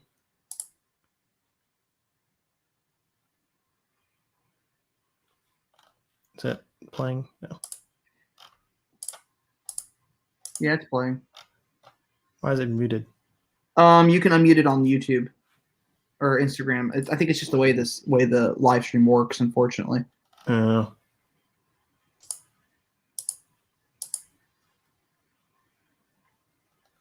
I don't know if they've abandoned the project or not, but the V8 Mini doesn't seem to be anywhere right now. The articles are even old. I think this article's from, it's 2018, so it's 3 years old. So did they like not finish the project? Did they finish the project and just didn't post anything about it? Who knows at this point? Yeah. I mean, that happens a lot though. Just these projects are not exactly easy to maintain. They're not exactly easy to build. So sometimes you just get kind of tired of working on the same car day in, day out. I know that's happened to me quite a lot where it's like, I started the Mini project almost 4 years ago. I started it in the summer of 2017 and, I got the car like running and driving technically around the neighborhood within 4 months, 5 months. But I was working like 40 hours a week, my regular job, and then 40 hours a week on the car and, in the garage. And so it was like this full-time job. And it was just, it was exhausting. Right. And then I was like, cool, it drives. But then it was like, well, I don't like how the engine has low compression. It's like 7.8 to 1. Yeah. So I built the engine up the compression. But as I built the engine, I started noticing other problems, started noticing the transmission had a broken shift fork. And so then I had to rebuild the transmission. So it's just like one thing after another. And then I basically rebuilt the entire car again over the next like 2 years after that, powder coated the valve cover, engine mounts, redid the whole rear suspension of the car because originally I used the donor suspension and then it didn't really match well with the car. And that was when I started experimenting with the Countryman parts. And I realized the Countryman stuff would bolt up. So why am I fabricating something that I can just bolt up from Mini? Exactly. And then the only thing I had to fabricate was the axles at that point. So why am I stressing about custom trailing arms and that kind of thing? So I was like, all right, fabricate one thing instead of 10 things. There you go. No-brainer. That's always the way to do it. Exactly. Yeah. So, but yeah, we've been in here now for about almost an hour and a half, and we've had people come and go. This has been an interesting. This is not my usual Q&A Wednesday. So next week will be a normal Q&A Wednesday where I'll come in and ask you many questions. If I'm finding that I'm doing these Q&As a little too often, I may start doing them once a month, maybe just kind of spread them out. But pardon me. But I am planning to continue to do the car chat because that seems to be pretty fun, and the back and forth banter and the comedy that seems to ensue by doing those things is incredibly funny. I was talking to someone who watched the last week's one. He said it was hilarious, just seeing us talk about these cars. It's just some goofy stuff. So it ended up being really fun, and we're going to do that again. So I'm going to bring Ryan back on Friday for car chat with the Miniac, and I'm not going to tell you what we're going to be talking about, but we'll talk a little bit about minis, a little bit about BMWs, but the main topics I'm going to pull in will be kind of other stuff. I think the big one might be a car brand that we all know. Some of us love it, some of us hate it, and I think it'll be fun. I'm going to try to pull as much information as I can on that. And he knows Ryan knows what it's going to be. My friend Gabriel does not know what the topic's going to be. So that's kind of the humor behind it. But it's going to be funny. It's going to be fun. And I think we'll have a nice chat. But it won't all be Mini related because with the car chat, I kind of want to bring in stuff that's not necessarily Mini related to kind of expand the audience, I guess, or just to have fun with it. And people can just give their opinions on what they think of these other brands out there that aren't Mini, because everyone knows I love Mini Coopers. I'm obsessed with them, obviously, but there's other stuff out there that's fun to talk about, even if it's something we don't like. You can be sure I'm not going to put a Toyota Prius on this channel. I'm not going to try anyway, but we'll see what happens. But before I get to that, we do have a few. Before we end this, we do have a few more questions. Sonic Liberation popped in. What do you dudes think Mini should do to increase sales in the U.S.? I think it is a bad idea that the F-56 is reported to be smaller than the F-56. Well, in terms of increasing sales, right? We have to think of it from an OEM perspective, from a business perspective, right? What is it, and for better or worse, right? Every car has sort of a personality to it, right? Like Mazda Miata's super fun car to drive, right? But they're sort of they're known to kind of be a more feminine car, at least in the United States. And that's a little bit unfortunate because they're such a fun car. It doesn't really matter, what you are, that it's just fun to drive, right? It's a driver's car. If you get the new MX-5 with the competition package, BBS wheels on it. Oh yeah. Beautiful. I like the angles on the new one. Super aggressive, right? But at the same time, though, if we're talking about Mini, like, there's the classic tiny Minis that, people think are cute and adorable. And the classic Minis were extremely like impressive. I mean, they're the first front wheel drive, like transverse engine, more cabin space in a smaller vehicle, right? Footprint. So there's a lot of awesome history there. I worry that if they try to increase sales, right, like they're going to lose the enthusiast side of it, right? Because as we see, like with the Countryman and these like the cars are getting bigger overall, right? And there's certainly the city smart car. You can park it anywhere in LA, find a tiny parallel spot or whatever, that has its benefits. But overall, like, I just don't want to see it become a minivan just so people buy it and they can fit the whole family. 6 kids, and it's just what they are doing to increase sales is they're increasing the model range. They're going to add some larger vehicles to cater to other customers out there who want larger vehicles. They're not going to do away with the hardtop, though. The Mini hardtop will always be a staple of the Mini brand. It'll still be the primary vehicle. In fact, the top 2 vehicles that Mini sells the most of usually are the Countryman and the two-door hardtop. For hardtop, the convertible, and the Clubman don't sell nearly as much as those 2 bread and butter cars, because before, in the second generation Mini, it was the hardtop, the convertible, but also the Countryman. And then they kind of just started adding other models, and they kind of were going all over the place trying to create different stuff. So they kind of pared it down. Now they're going to increase the portfolio, but it's going to be other larger vehicles. Then those larger vehicles, the reason that they have them is to allow for the hardtop to continue to exist and be this fun small hatchback.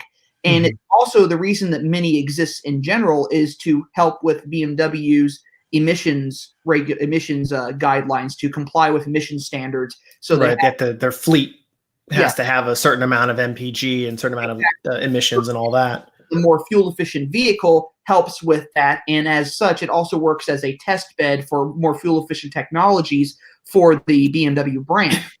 So that's the reason why the BMW has the X1, X2, 1 Series, and 2 Series Grand Coupe. They have those because the current ones, they have those because of Mini. They wouldn't have those cars without Mini. They would still be all rear wheel drive. Not that necessarily that's a bad thing, but it's kind of interesting to see some front wheel drive Minis or front wheel drive BMWs out there. Now, if they can go a little reverse and give us some rear wheel drive Minis, maybe that'd be kind of fun. And right now, the only Mini that you can actually drive in rear wheel drive is the hybrid Countryman in full electric mode, and it's really fun to do that. But Sonic did also have had something to say here. He wanted to say that they could have maintained the dimensions, reduced the overhang, and increased the interior volume instead of maintaining the current interior volume. Sonic, I don't think they actually are maintaining the current interior volume. I think they are increasing the interior volume slightly. They've lengthened the wheelbase and they've shortened the front rear overhangs of the car. So right, but the benefit, not to super jump in here, just as a nerd, right?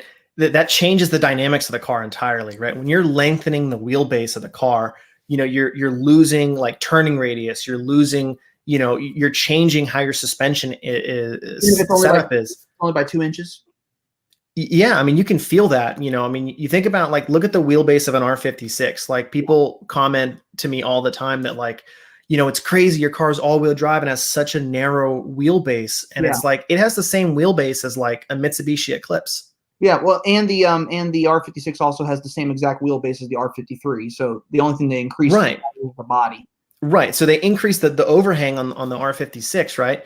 But they also, like, if you look at something like a Mitsubishi Eclipse, like a 1991 Eclipse, it has this huge hatchback that overhangs in the back. It's got this huge front end that overhangs in the front, but the wheelbase length is 0.1 inches different. That's it. Yeah. You know, but that car feels like kind of a beast. But part of it is, I mean, the CV technology they had back then for the wheels, like they couldn't turn as tight. But now we have these like advanced 6-point low bro joints that are able to get these really tight, you know, very hard turn angles on them and still keep that axle. But it's the longer you get with that, the tighter those wheels have to turn. And Mini Coopers are not really able to get even more angle than they have now. And then I think the Mini Cooper has an incredibly tight turning radius. As far as actually, the only vehicle I would say that has feels like it has a tighter turning radius than a Mini is a two-door Jeep Wrangler. Get in one, turn the wheel full lock, and then tell me it doesn't turn like it's like on a dime. I've turned interesting. I've driven one of those to move them in the parking lot to do photographs of it, and I've rounded a corner. I'm like, I had to stop myself. I'm like, wow, that thing's turning really fast.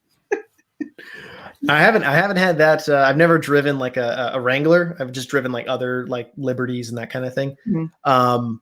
But yeah, that surprises me, you know, maybe because the wheelbase on like the two-door Wranglers are actually pretty short as well. Mm-hmm. You know, so you can get some pretty big lock when you're talking about off-road vehicles. So that is true, you know, but with a small car, you know, part of what makes it feel like a small car is the tight nimbleness of the vehicle and being able to turn in parking lots like super tight. And I think Mini still has that, even with the increase in body size. They increased the wheelbase by about an inch from the previous generation, and then they increased the body by about 6 inches overall. Mm-hmm. It doesn't seem like it may look like a lot from a styling perspective. Yeah, and also the height too plays tricks on your eyes. It really changed by that much. I put the two cars side by side. I had a friend who had an F56 when I had my R56. Mm-hmm. We put two cars side by side, and I honestly, unless you're going to take a tape measure out there and measure every single aspect of the vehicle, you could not. They did not look that much different in size to me. It was really weird when you saw them next to each other.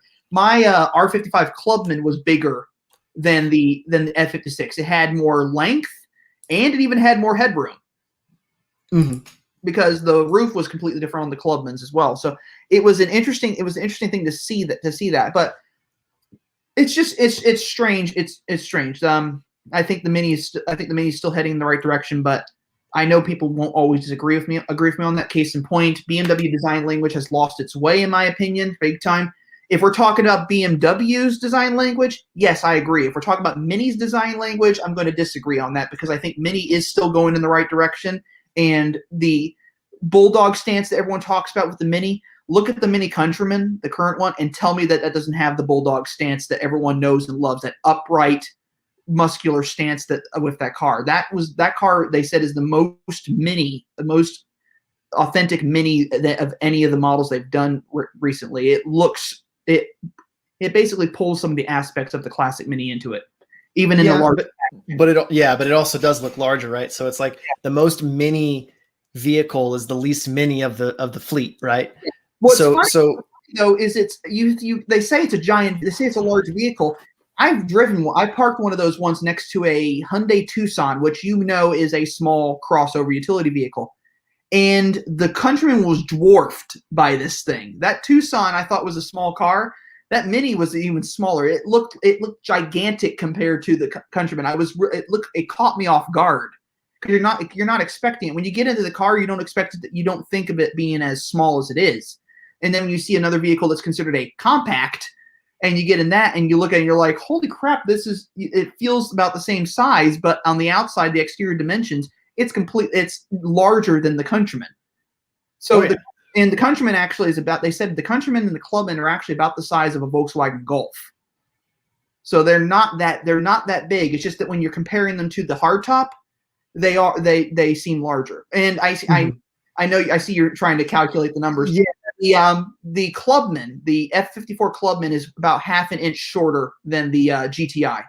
Mm-hmm. The 4-door GTI we're talking about here. Right. Yeah. The 4-door, not the 2-door. That's why I was like, wait a minute, what? And then I think 4-door. 4-door and 2-door GTIs. I think the only difference between them is doors. I don't think the length is any different. I think it's just. I can't remember specifically. I'm not a huge VW. Yeah, but knowledge base. Yeah, but yeah, they're not that big. But when you're comparing them to the Mini hardtop, yeah, they're larger than the Mini hardtop, obviously. But it's kind of funny when people always go over the top about how big the Countryman is, how big the Clubman is, and they're not. Right. I mean, with my car being lifted like 2.5 inches, people think that my R56 is a Countryman, a 2-door Countryman, and they're like, "How did you get a 2-door Countryman?" And I'm like, "What? No, yeah, yeah, they don't know what they're talking about. Right, yeah. It's like when people used to say like, "Oh, I didn't know they made a smaller PT Cruiser." Have you seen a PT Cruiser? They got a loyal fan base, but it's not that I've seen a PT Cruiser. My mom used to own one. Oh, I've driven a PT Cruiser before. It was purple with purple flames. Really, really capitalizing on that 1930s nostalgia. Yes, in fact, unfortunately, I drove it to school. I drove it to school sometimes, and I was going to KU at the time, which, if you know, its colors are red and blue. That is purple, so it kind of stood out like a sore thumb, but just a little bit, a tad. Yes. Now, Sonic Liberation also said the SE is a big seller for Mini. You are correct. The SE is a huge seller for Mini right now, and Mini is finally starting to allow them to be put into inventory for the dealerships. And I know the sales manager at my dealership I go to, he said that if he had the ability to do it, he would order like seven electric Minis to have them on the lot, because they're going to be big sellers. They have one right now that they're using as a demo that I helped them order because I really wanted it. I wanted it for a video, so I ordered it, basically. It's a beautiful car, chili red, white roof, the traditional look with the black lounge leather interior, very, very nice, very kind of aerospace looked on the inside. It's a beautiful car, and I helped him with that. But that car, the Mini design. But sorry, losing my train of thought here. But the electric Mini is definitely going to be a humongous seller for the Mini brand. I think it's basically allowing people to get into those cars. Now, people complain about the range of those cars, and the electric Mini is more of a city car. You're going to be driving it in small town, in the city, or short drives. Now, if you live near work, I don't. I live 37 miles from where I drive and then drive into the dealerships every day to do the inventory photos. But if you live like 5 minutes or less from your job, that's going to be the perfect car for you, because you're not going to be taking it for long trips. And if you're going to be going on long trips, you're going to have another vehicle that you're going to use for those things. But yeah, it's going to be a great vehicle, and I imagine Mini is going to eventually, when the reason why the range is so short has to do with the fact that they basically retrofitted a car.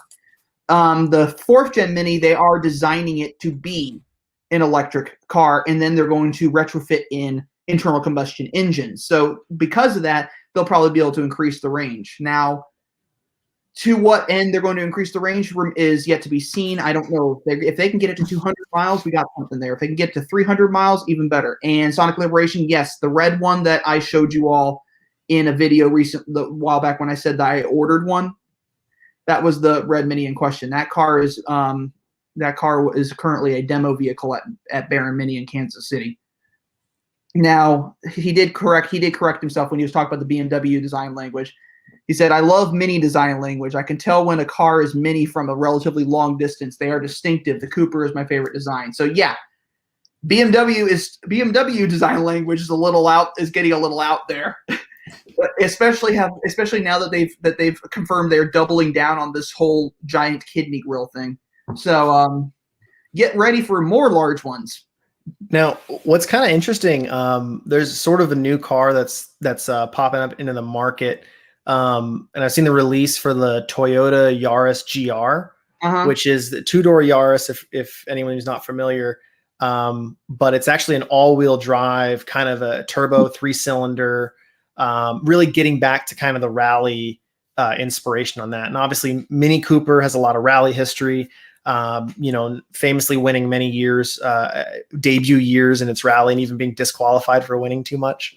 And me building the car for rally racing and all that kind of stuff. Like, do you think Mini is going to kind of ever try and tune into that? Not necessarily nostalgia, but try and get back into that competitive motorsport. That's kind of what they were doing. And this is the car we're talking about here. This is the 2021 Yaris GR. And they said it's not going to be imported to the US, unfortunately. But basically, people were saying basically at the end of the day, it's a Yaris. Mm-hmm. At the end of the day, it's a Toyota Yaris, and that's considered an economy car. I guess. I mean, a cheap economy car. That being said, I'd drive it. I think that'd be fun. Yeah. I think it'd be a hoot to drive. All-wheel drive, couple hundred horsepower, maybe a bigger turbo. Yeah, that would be an incredibly fun little car. And that car is probably going to be used as a rally car. I think that was the reason they built it, was so they had to sell X amount to be competitive or be allowed in the rally class. Yeah, and Mini for a while was for a number of years, a few years anyway, was in WRC rally with the Countryman. Mm-hmm. And now they're doing a lot of Dakar rally, desert rallying with the Countryman. But if to see them go back into small car rallying, I don't know if they would ever do that, because they don't have an all-wheel drive small car necessarily, right? Unless they take a Countryman and slam it. Right. Yeah. Or, do the paceman route or something like that. Like the car that would have been perfect for that they could have also done like touring car racing with, would have been the Clubman. Mm-hmm. All-wheel drive. It was all-wheel drive. It's a low-slung car. It's perfect for it. Unfortunately, BMW does not want the Clubman to be raced, because they consider that a premium luxury car. They consider it a higher-end Mini product rather than a sports car. And I think they're missing the mark there. I think the Clubman should be just as fun. Let me see it. Give me a JCW Clubman in zesty yellow, and we'll have a little bit of fun with that car and take it around the tracks and just do some fun stuff. Maybe we'll get one and we'll do a lift kit like Ethan from Car Creations, and we'll do some real rallying with that. And in fact, I'm going to try to get Ethan on the channel at some point to show off his Clubman and his other cars he has. But that should be fun as well. But yeah, I want to see Mini get back into like small car rally racing. That would be fun. I think that'd be awesome. And I mean, as they're getting more into EVs and there's these EV circuits, and kind of the nice thing when there's this brand new technology, and some people, they don't like the engine sounds of an EV because there are none. But sort of the cool thing about a new kind of product like that, right, is it gives you this new class that nobody really races in, right? So it's really favorable to the manufacturers that actually kind of pioneer that, right? So it's pretty cool for as these things get more popular and become more commonplace, these electric vehicles and everything. Formula E, everything. Rally has I believe an E branch that's coming out. So like, incredible here. It has a 3-cylinder mm-hmm. turbocharged motor. It's all-wheel drive, 6-speed manual. It's wheelbase in I think it's actually bigger than the Mini. Yeah, the wheelbase is like what, 91 on the Mini? I'm thinking wheelbase on the F56 is 98.1. Okay, yeah, that sounds about right. 100.8. So it's a little bit larger wheelbase, and I think the body of this car is actually longer than the F56. Yeah, and I know that part of the thing with this car too is they also made it wide body. Yeah. But even with all that crazy stuff, 257 horsepower, 266 torque, it still gets about 34 mpg. Yeah. I mean, it's crazy that they're getting that much power out of a 3-cylinder, right? So it's ridiculously, yeah, but that's the thing, is you can get that kind of power out of a 3-cylinder because, I mean, they use the 3-cylinder B48 or B38 engine is the same engine that's used in the BMW i8 supercar. Mm-hmm. And we all know that's a fun car. That being said, I one time spent about 5 minutes with a BMW i8. 3 of those minutes were getting into the car because it's impossible to get in one of those things, at least in a dignified manner. I see them on the road every once in a while in Houston, and it's kind of insane. But I can't help but look at the back tires. Like it's just, they're so tiny. They look like they're on little like roller skate wheels. You're thinking of the i3. I'm pretty sure it was the i8. Just like because of how wide the car is and how much stance it's like carbon looking. I don't think I've seen any i3s in Houston. I think you're thinking of the I. I think you're thinking of the i3. Let me Let me try. double check here. BMW i8. No, yeah, that's the car I'm thinking of. Skinny tires? Yeah. I mean, Really? it's 300 horsepower. I didn't think the tires were that skinny. I thought you were talking about the i3, which has No. incredibly skinny tires. Yeah, let me see what this one is. Tire size. Stand by with us, everyone, while we do some digging.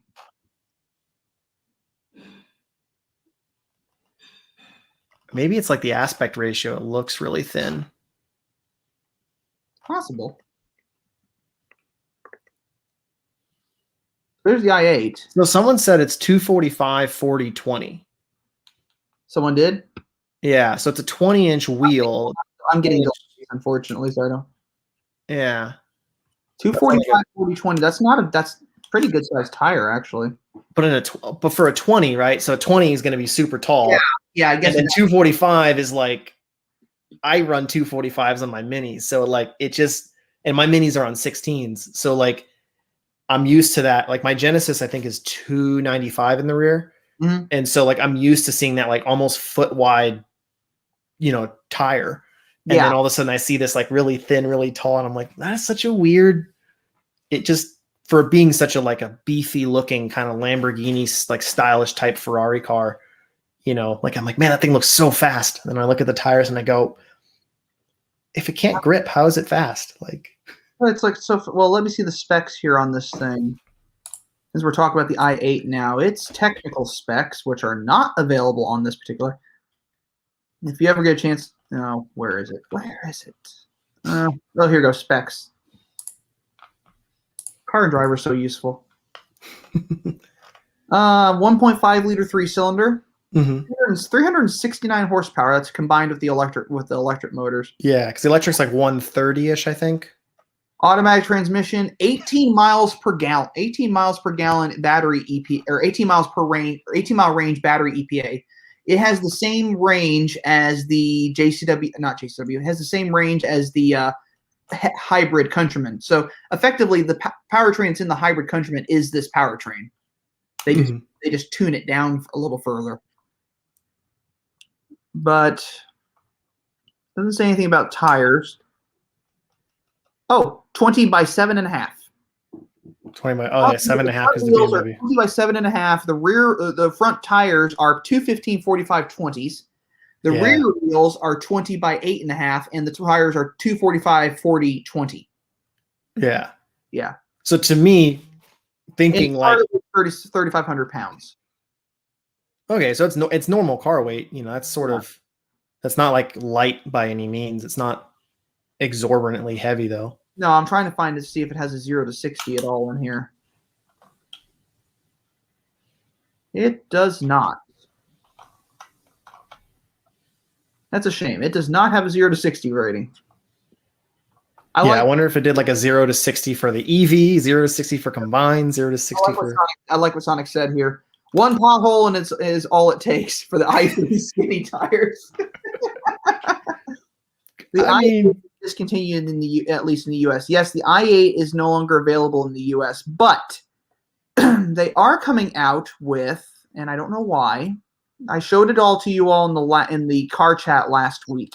This is an artist rendering though of what it might be, but there's rumors of a BMW i8M. It's going to cost like an estimated $160,000. And this is what it looks like. Huh. It just reminds me of Tron. Yeah, that's what I was thinking. It kind of has that look. You almost want to see it at night with some neon light like around all the body contours and like the wheel arches and everything. Mm-hmm. It would just look really cool that way. But yeah, there's the giant kidney grills again. BMW and their giant kidney grills. I did Google some 0 to 60 specs, and it looks like it's in the low to mid 4s. So that's actually not bad. Yeah, that's pretty good. I don't know what the gearing is. They're obviously measuring crank horsepower and advertised horsepower on the motors, and what that ratio goes to the wheels, I don't know. But that's actually respectable for a car that's 3,500 pounds. and at least it's better looking than this. This like wannabe Rolls Royce. No, that's BMW. That's the BMW iX. Yeah, no, that grill just reminds me of the old Rolls Royce. You know, when it had the that is someone, as a friend of mine said, when a Prius and a BMW really love each other, and that's what you end up with. Oh, that has a face only its mother could love. But we're gonna go ahead. I think we've been on here so long, almost 2 hours. We're gonna go ahead and wrap this up. But excuse me. But I wanted to thank everyone for coming to watch the live stream. I want to thank Ryan for joining us in the Q&A. And you're gonna be back Friday to do car chat with the Miniac, so that should be something pretty fun. If you haven't checked out his YouTube channel, you should. This is the link. It's youtube.com/initial DIY mod. He never know when he might post a video up. I'm sure are you fairly consistent? Or are you gonna like? I'm not fairly consistent, but I'm probably in the middle of editing like 6 different videos. Okay. But I'm trying to also get a little bit more diverse because it's been the mini build for like the last 2-3 years. Yeah. But check out his playlist on the mini build. That was a fun car. I think you said you were banned from Mitsubishi meets because of that. Yeah. I went to Mitsubishi Owners Day in Los Angeles at Mitsubishi headquarters, and ended up actually showing up, and some people like snuck me in, but they were not particularly happy about it because they're like, "Why is there a Mini Cooper here?" And I'm like, "Do you not recognize your own engine?" And then you open the bonnet. Mm-hmm. Yeah, if you want to follow him on Instagram, it's at Initial DIY Mods. He posts on there I think he posts there more frequently than he posts on YouTube right now. Yeah, usually I took kind of a weird hiatus when the baby was born, but I'm finally kind of getting back into it and starting to post more frequently, especially now that I got the Mazda build up there too. Yeah, haven't even posted that one yet. That one's coming soon. Yeah. If you're new to the Miniac channel, consider subscribing. YouTube.com/the Miniac. Check out my playlists on all my videos. I do Countryman's, hardtops, convertibles, hybrids, electrics. There's a playlist for you out there if you're looking for something specific. There's reviews. I do a lot of stuff with minis, obviously.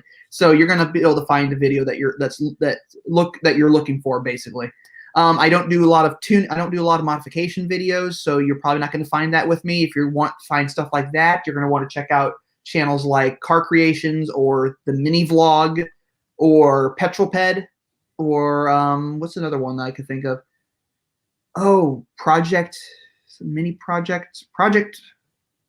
He's going to hate me if I forget him, but there's a Project Mini, I want to say.